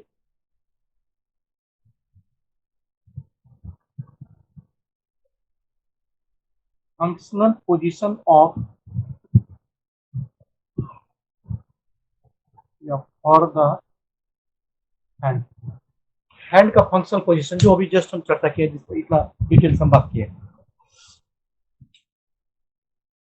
to reduce pen, support देके रखेंगे, मूवमेंट नहीं होगा तो पेन भी धीरे धीरे करके कमना शुरू हो जाएगा। to hold fracture bone.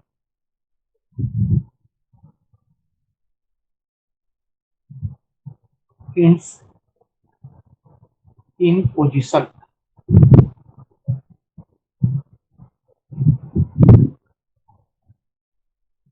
ये बोन है यहाँ पे अंदर में, ये तो मसल्स है ऊपर में, ये यहाँ से फ्रैक्चर है, टूट गया। तो हेयर लाइन फ्रैक्चर है, बहुत ज्यादा फ्रैक्चर्स नहीं है जिसमें हम ज्यादा कुछ नहीं कर सकते हैं, सिर्फ हेयर लाइन फ्रैक्चर है। तो ये फ्रैक्चर को स्प्लिंट पहना के इसको करके स्टेबल करके छोड़ दिया 1.5 महीना के लिए। तो फ्रैक्चर अपने आप हील कर जाएगा। तो बोन इंच को दोनों को आपस में अगर छोड़ देंगे ना तो ये टूट जाएगा, फिर से ये हेयर लाइन फ्रैक्चर ये कंप्लीट ब्रेकेज में हो जाएगा। तो बोन इंच को अपने पोजीशन में मेंटेन करने के लिए भी स्प्लिंट का इस्तेमाल किया जाता है।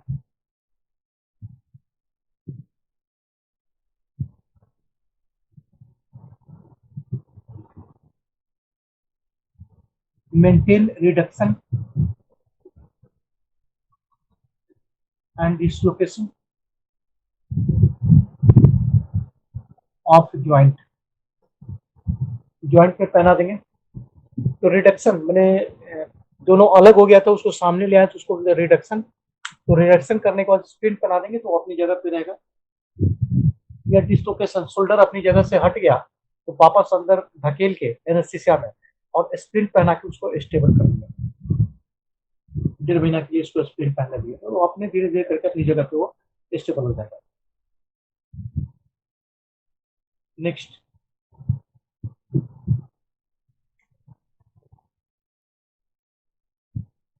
To strengthen specific muscles,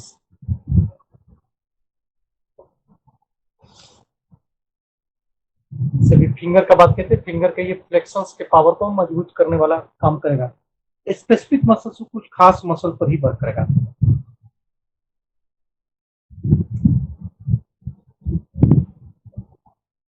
to promote grip and pinch, power बढ़ेगा, ग्रिपिंग पकड़ना, पिंच, ये दोनों मसल्स पावर को इंप्रूव करने में बहुत हेल्पफुल है स्प्लिंट।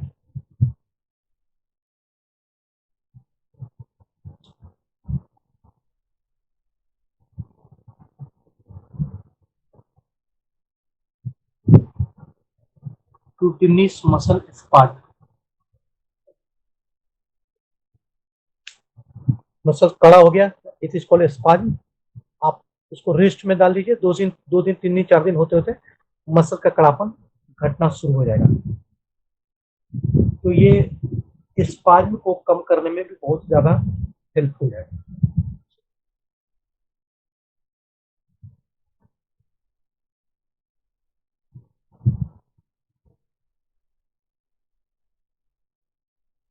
यहाँ पे कुछ पूछना है तो पूछ सकते हैं।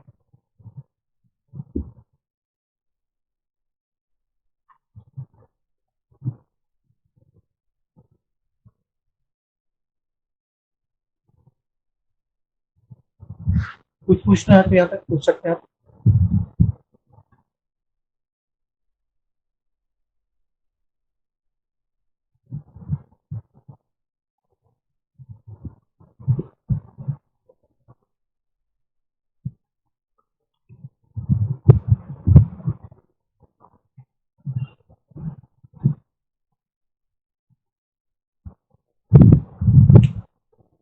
अब कुछ कॉमन टाइप्स ऑफ स्प्लिन पर बात करते हैं।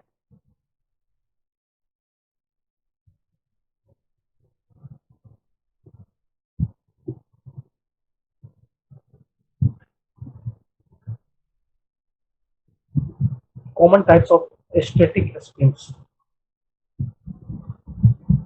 फर्स्ट आता है एरोप्लेन स्प्लिन।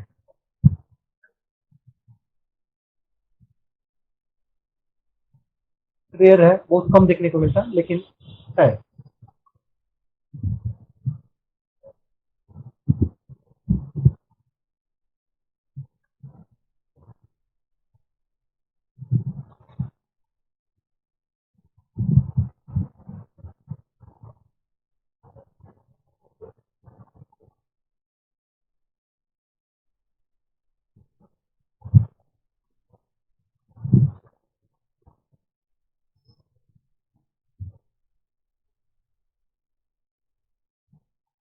ये हाथ है ना? ये हाथ को ऐसे करके 90 डिग्री पर एबडक्शन में ले गए और यहां से फिर ऐसे करके ये ऊपर की ओर आ गया 90 डिग्री एल्बो फ्लेक्शंस में। ये इसका हैंड है। इस जगह ये सपोर्ट बना हुआ है, यहाँ से सपोर्ट बना हुआ है। ये पूरा का पूरा इसको प्लास्टिक के फाइबर से इसको स्टेबल किया हुआ है, ठीक है। और स्टेबल करना ये यहाँ तक निकला हुआ है स्प्रिंग, और पूरा का पूरा ऐसे करके ये बांध दिया गया है बैंडेज से।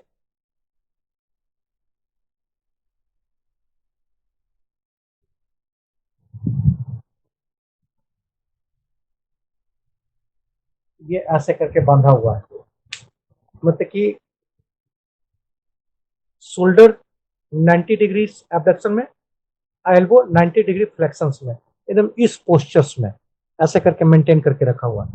तो एरोप्लेन ऐसे ही रहता है, सामने रहता है ना, तो इस ढंग के स्प्रिंट को हम लोग एरोप्लेन स्प्रिंट के नाम से जानते हैं।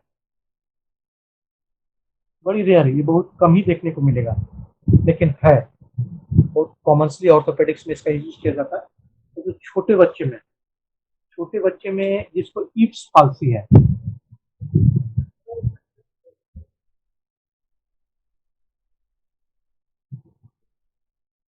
इप्स पाल्सी होता है, जैसे जन्म लेता है ना, तो लेने के समय, नॉर्मल डिलीवरी के समय हेड और शोल्डर, पहले सर बाहर आता है बर्थ कैनाल से, और बाकी बॉडी का पोर्शन पीछे से आता है। तो कई बार ना बच्चा फंस जाता है, हेड बाहर आ गया और बाकी पोर्शन से बर्थ कैनाल में फंसा हुआ है, तो पकड़ के उसको खींचते हैं, हेड को पकड़ के बच्चा को खींचा जाता है, बाहर तो आ जाता है, लेकिन जो ट्रैक पड़ा ना, तो गर्दन में उसका नर्व डैमेज हो जाता है। और जैसे ही जब बड़ा होगा ना बच्चा ना, उसका एक हाथ ऐसे करके लटका हुआ रहेगा, पैरालाइज रहेगा। उस डिजीज को बोलते हैं इप्स पाल्सी। ये ऑर्थोपेडिक्स का एक कंप्लीट डिजीज ही है। तो हाथ ऐसे करके झूलता रहता है, ये आगे एकदम से ऐसे करके उठ, एल्बो को ऐसे भी नहीं कर सकता है। तो वहां पे इसी स्प्लिंट को पहना के और इसको छोड़ दिया जाता है। रात में सिर्फ सोते समय खोलते हैं, दिन में पहन के रहता है। तो धीरे धीरे धीरे धीरे करके हाथ में पावर हो सकता है कि इंप्रूवमेंट हो, कोई जरूरी नहीं कि इंप्रूवमेंट हो जाए। तो कोशिश की जाती है ठीक करने की।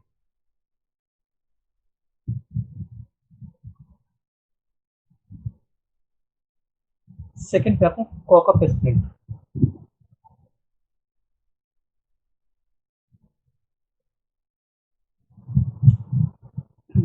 ये बहुत कॉमन है और होप करते हैं कि आप लोग जरूर देखे होंगे कहीं ना कहीं, रास्ता में, हॉस्पिटल में, स्टेशन पे, बस स्टेशन में, कहीं पर भी ये दिख जाएगा आपको।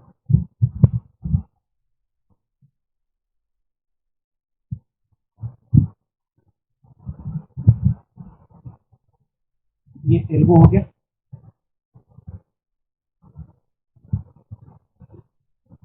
ये हैंड हो गया,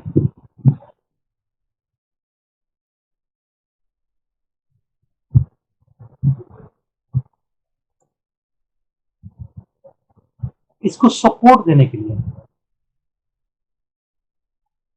ये प्लास्टिक का सपोर्ट है, अंदर बाहर मैंने ऐसे कटोरा के ऐसे ऐसे होता है, एकदम बिल्कुल ऐसे कटोरा की तरह। एक मिनट,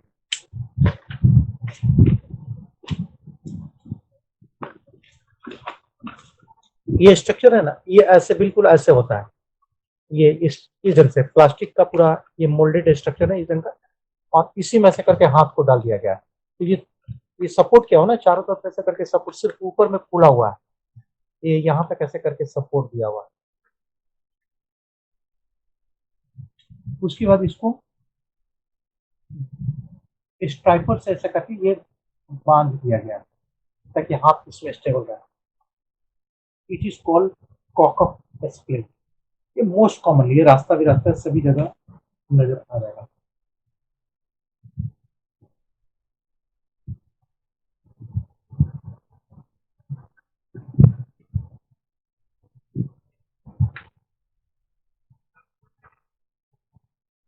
यहाँ पे कुछ पूछना है तो पूछ सकते हैं।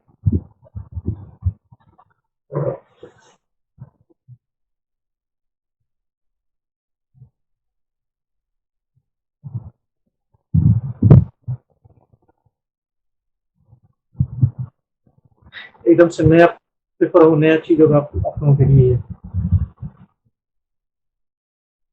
तीसरा डायनामिक पे आते हैं। स्टैटिक का तो दो टाइप बता दिए, डायनामिक की बात कर देते हैं।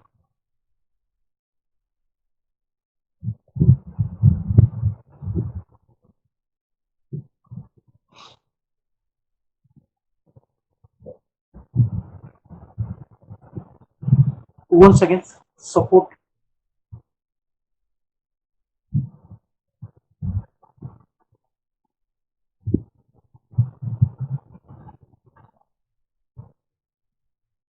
ये हैंड यूनिट हो गया।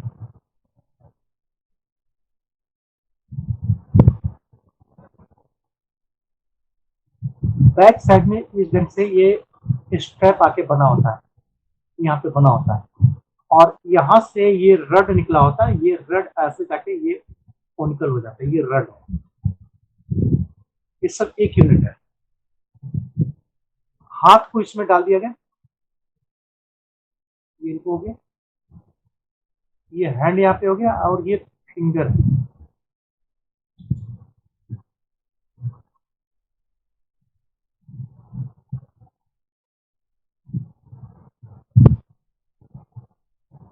सबको ऐसे ऐसे करके एक दूसरे से स्ट्रैप कर दिया। अभी जस्ट बात की कि इसमें रिंग लगा हुआ है,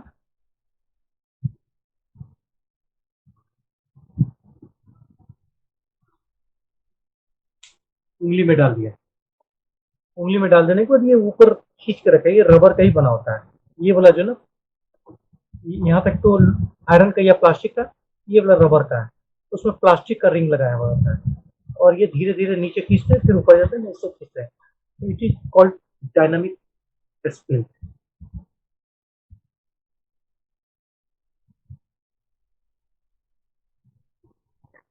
Saturday night palsy, radial nerve palsy, ulnar nerve palsy सब में बहुत कॉमनली यूज किया जाता है।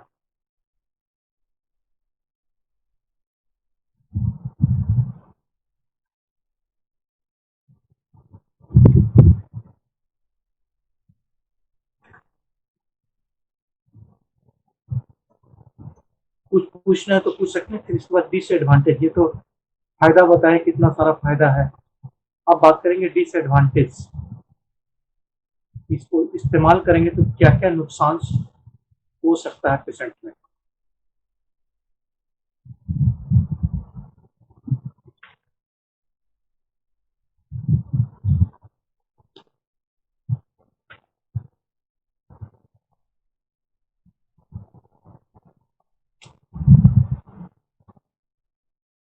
Disadvantage of splint.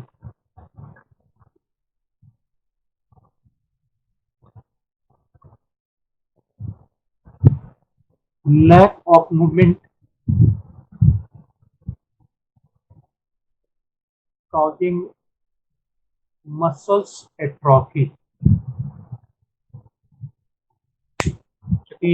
आप स्टेबल कर दिए इसको, अब ऐसे ही 1.5 महीना रहेगा, तो इसका एक्सरसाइजेज नहीं होगा, और एक्सरसाइजेज नहीं होगा ना, तो ये मसल्स धीरे धीरे धीरे करके ये सूखने लगेगा, जिसको बोलते हैं मस्कुलर एट्रोफी। तो मूवमेंट लैक है, कम हो रहा है, जिसके वजह से लगाने के बाद धीरे धीरे वो मसल्स जिस लिम्ब में लगाए, वो लिम्ब धीरे धीरे करके सूख जाएगा, and the body is called muscular atrophy या muscles atrophy.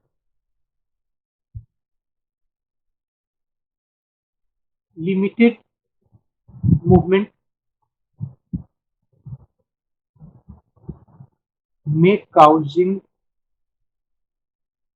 Rigidity.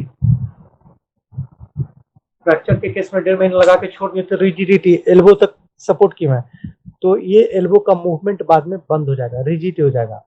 It is called rigidity. तो बड़ी लंबा समय लगा देने के बाद कई बार होता है ना कि मसल स्टिक होता है, शोल्डर में लगा दिया, 1.5 महीने के बाद फुल है तो शोल्डर उठ ही नहीं रहा है, तो वहां पे रिजिडिटी का भी चांसेस बन जाता है।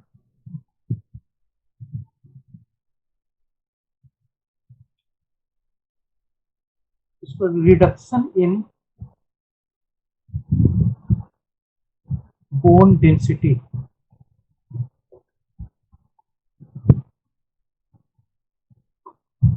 बोन डेंसिटी रिडक्शन का मतलब कि जो कैल्शियम का डिपोजिशंस है, मिनरल का डिपोजिशंस है, अगर एंटी ग्रेविटी वर्क नहीं करते हैं, उसका किसी भी जॉइंट का इस्तेमाल नहीं करते हैं,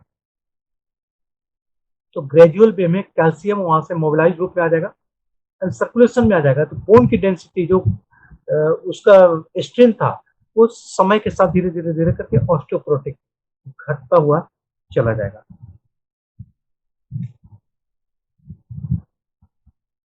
कई बार स्किन अल्सरेशन प्लास्टिक का है या फिर एल्युमिनियम का है, लगा हुआ है, बेल्ट बांध से बांधे हुए हैं, तो स्किन धीरे धीरे करके गर्मी के दिन में स्किन धीरे धीरे करके वहां पे अल्सर, वहां पे स्किन छिल जाएगा और घाव होने की चांसेस बढ़ जाएगी। उस पर psychological bad impact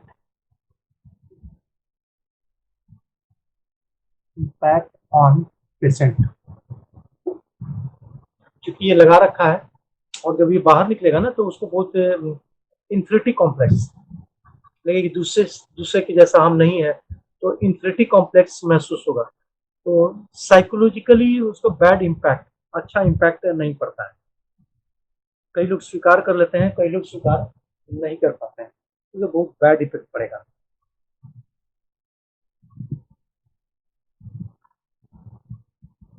the other disadvantage of sprint,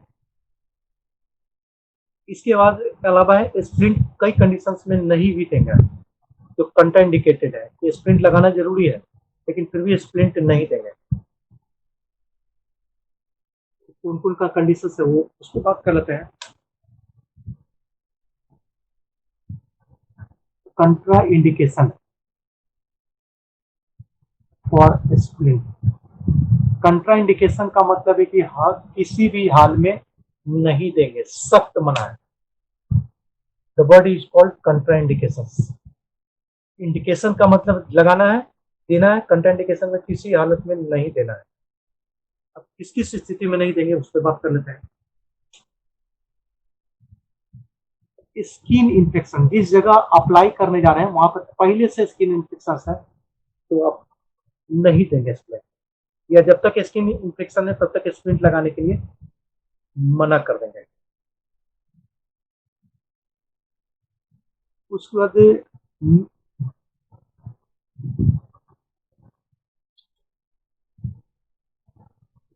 क्या बोलते हैं उसको, शब्द इनएडिक्वेट, इनएडिक्वेट मसल्स पावर, इनएडिक्वेट जितना होना चाहिए उससे कम है। जैसे हाथ में लगा रखा है और शोल्डर में ताकत नहीं है, तो इसका ऑर्थोसिस का स्प्रिंग का भार है ना, तो नीचे खींच लेगा, तो डिसलोकेशन की समस्या सामने आ जाएगी। तो मसल पावर अगर कम है, जितना होना चाहिए उससे कम है प्रोक्सिमल पार्ट में, तो इसको अप्लाई करने के पहले नहीं सोचेंगे या फिर नहीं देंगे।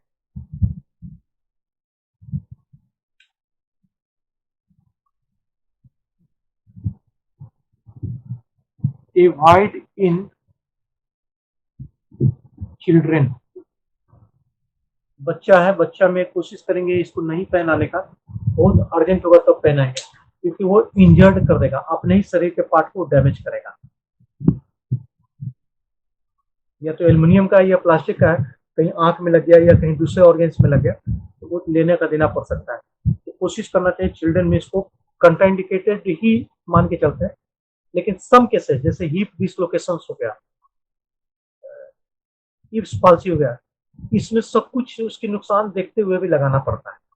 तो एकदम से कंट्राइंडिकेटेड वहां नहीं बोलते, वहां पे अवॉइड शब्द का इस्तेमाल किए हैं, अवॉइड इन चिल्ड्रन, बचना चाहिए, अदरवाइज नेसेसरी है तब तो देना ही होगा।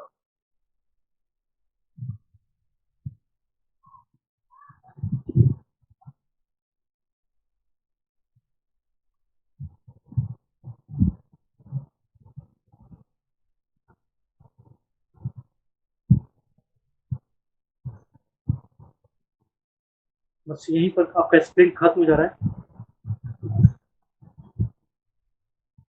यहाँ पे क्लास को स्टॉप कर दे रहे हैं, फिर कल बात होगी।